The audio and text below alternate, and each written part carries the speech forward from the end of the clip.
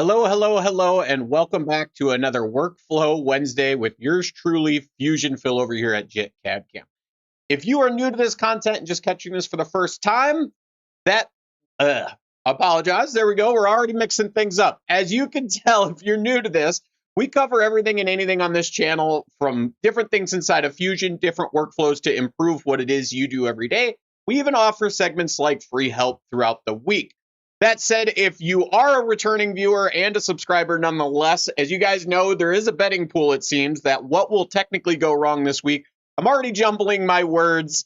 And as you're seeing, we're going to see and make sure maybe my audio isn't terrible this week. Maybe I've remembered to switch screens so you guys can see what's going on. And with that, we are going to be covering this week how to set up center of rotation for machining, mainly focusing on milling. Center of rotation on a lathe really isn't important. And the system I use today is going to work for both 4-axis and 5-axis machining. So I'm going to give this just a few more minutes to see the stats come through. I know it does take YouTube a while to get that info to me.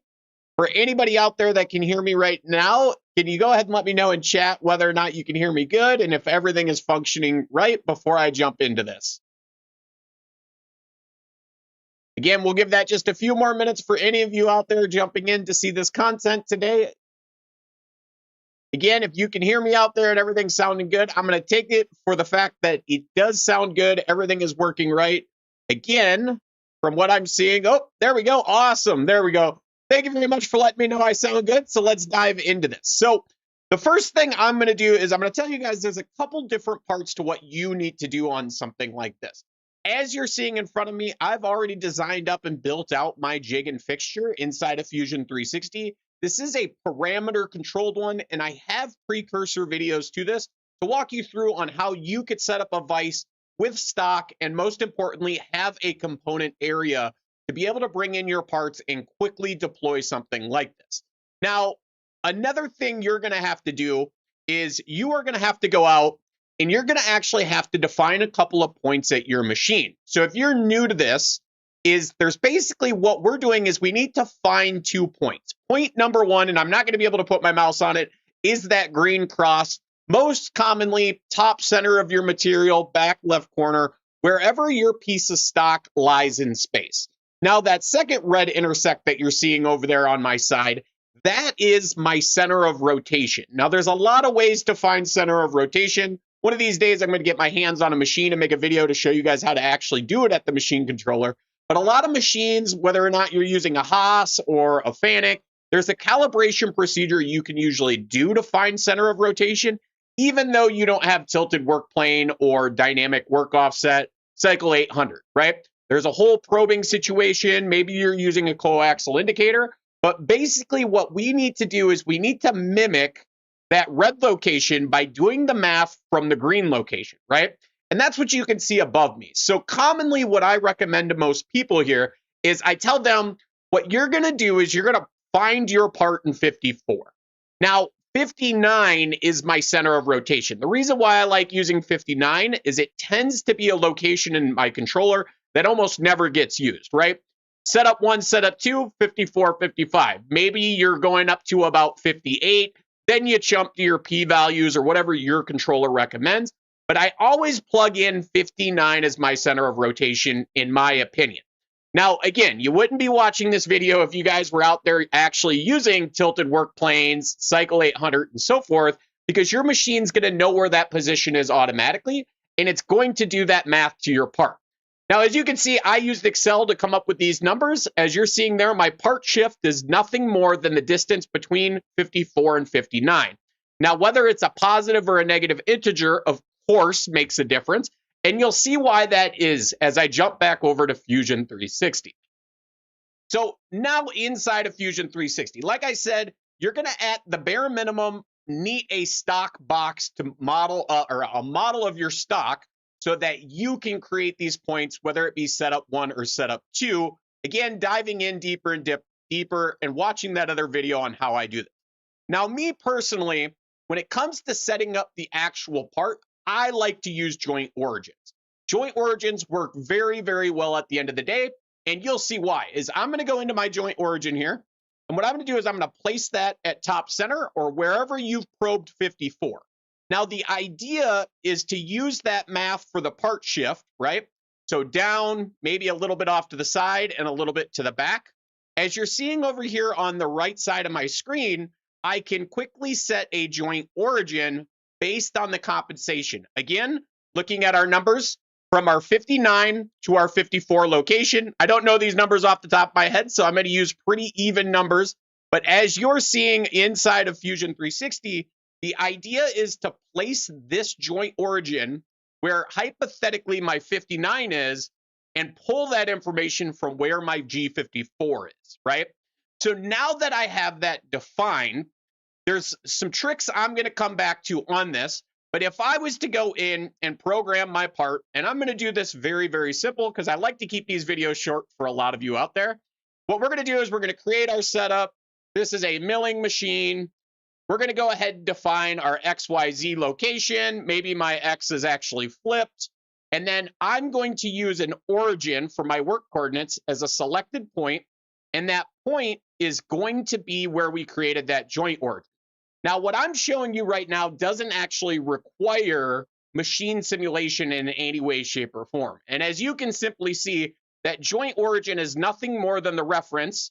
And I would go to my post-processor side of things. And if I remember, work offset 7 by default is actually my G59. So when I go to run a part like this, and in this case, we have no model selected. So let's go back and edit our setup and give this just a little bit more. Again, we'll just claim the stock box. That would normally be my normal stock. We would define and we would pick our physical model. There's no model in here.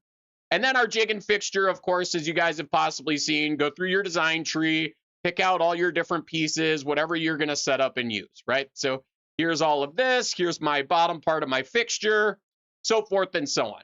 The idea is still the same here, right? So we have defined where our 59 is, and I use 59 again. This is just me. It's a number that usually doesn't get changed, and unless you put your rotary in and out, that 59 is not really going to move. Now, everything we program in Fusion is going to come from this point, which is our center of rotation, right? We set our setup to 59. We found 59 on the machine, and then we found where 54 was in reference to 59. So let's change gears here a little bit.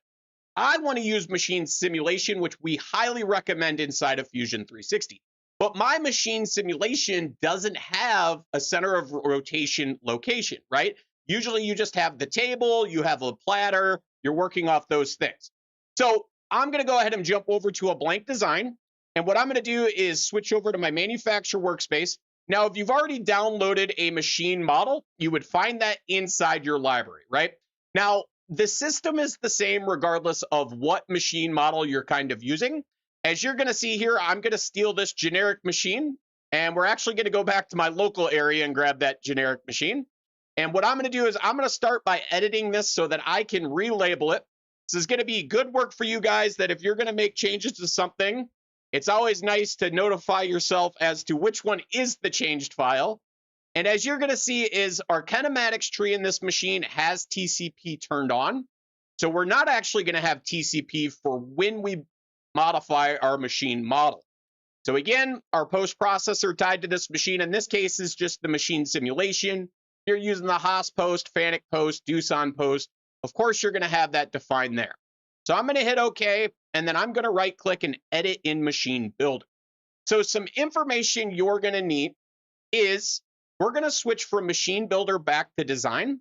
And inside of Design, again, we can create a joint origin. Now there's, again, we're defining center of rotation with the joint origin on the machine, as well as we're doing that on our part in our assembly. So as you're going to see here, a quick way for me to understand that information, I'm going to do a inspect, and we're looking at center of this to our table, which is technically 10 millimeters straight up. So what I can do is I can create my joint origin based on the center of this platter, and that is going to be that, was it 10 or 100? I think my brain is a little off. So it must have been 100, not 10. This is what I get for using the metric system. But what we're really doing is doing nothing more than placing our origin at center on our table. So this platter rotates, and also center from, in this case, the way our machine swings.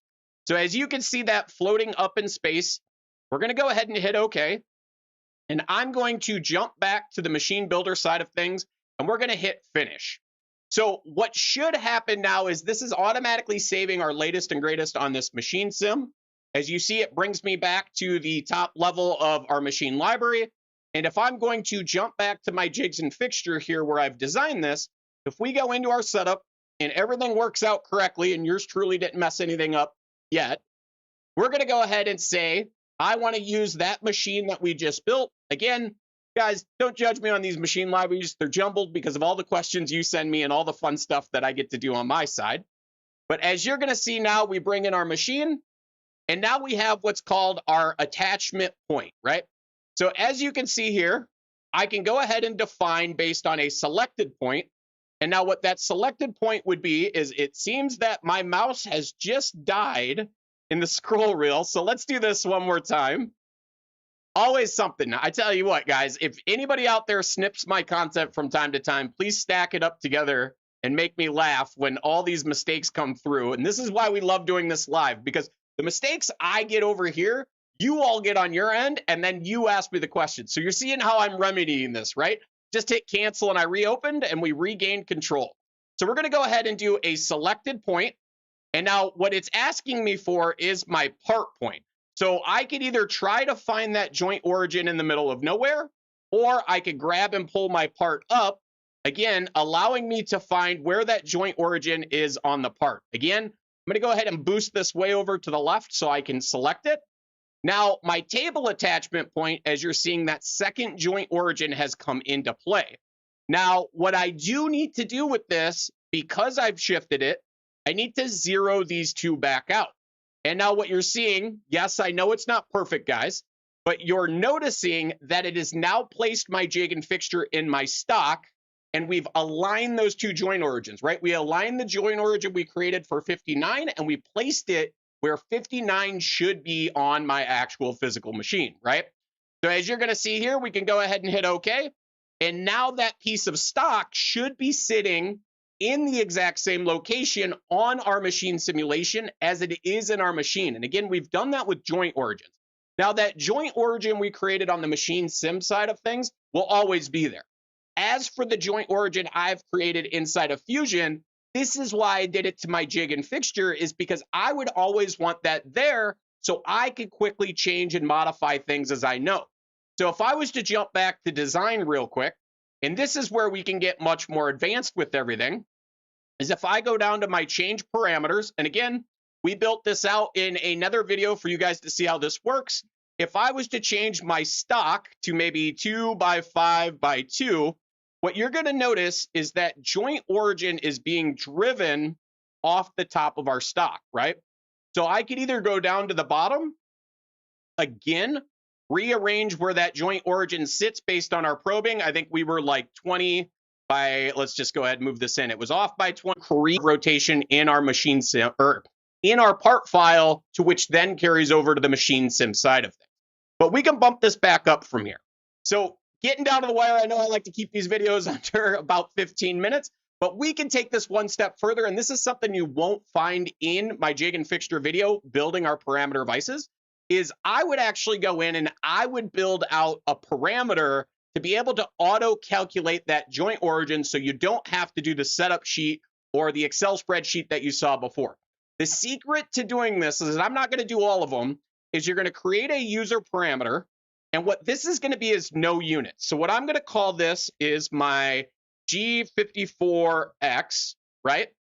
Or what might work better for some of you out there is part X. And then whatever that number is. So I apologize real quick. We're going to switch screens. And that was 166199, right? So again, 16.1, or was it 699? Oh man, my brain is going 6199. All right, 6199. So because we're doing this as no units, it will keep that entire number in play. And as you guys are seeing here, is my user parameter has showed up. Another user parameter, this one might be my, so we did part, let's go ahead and do machine X. And again, we can punch in that info, which was 15 5986, right? The 15 or 16? 15. 15. I keep saying dyslexia is hitting hard. 6896, right? So again, based on no units, this is what you guys are going to miss, is you have to make this no unit or you're going to see an auto, there you go. There it is. There's the mistake. Bod, I don't know what I would do without you, man. There we go. So make sure you're putting this as no unit and no unit, or else it's going to drop those trailing numbers and try to round you, right? So the last user parameter I would make could be nothing more than, location X, right?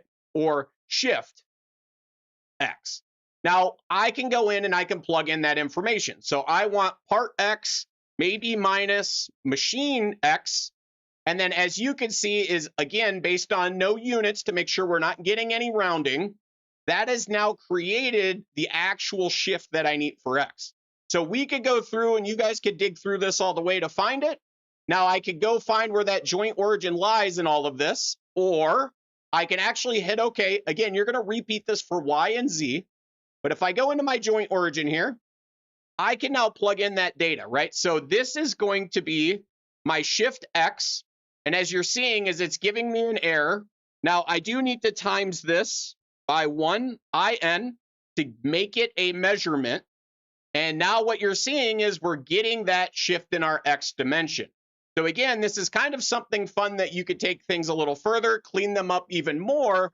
And the way that origin is now placed, or I should say that joint origin, is, again, switching back to my manufacturer side of things.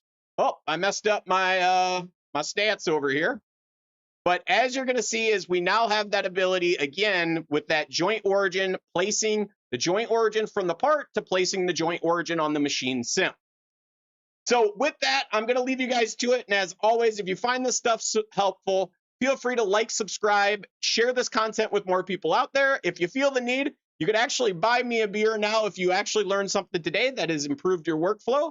As well, we always do have, where is it here? Let's go back to this one here. So it's not what you know, it's who you know. And you guys all know myself, Fusion Phil over here at jitcadcam. And with that information, feel free to message me with the links down below at any time if you guys have questions about this. And as always, have a great rest of your day. And I can't wait to see you guys at the Free Support Friday session. Thanks.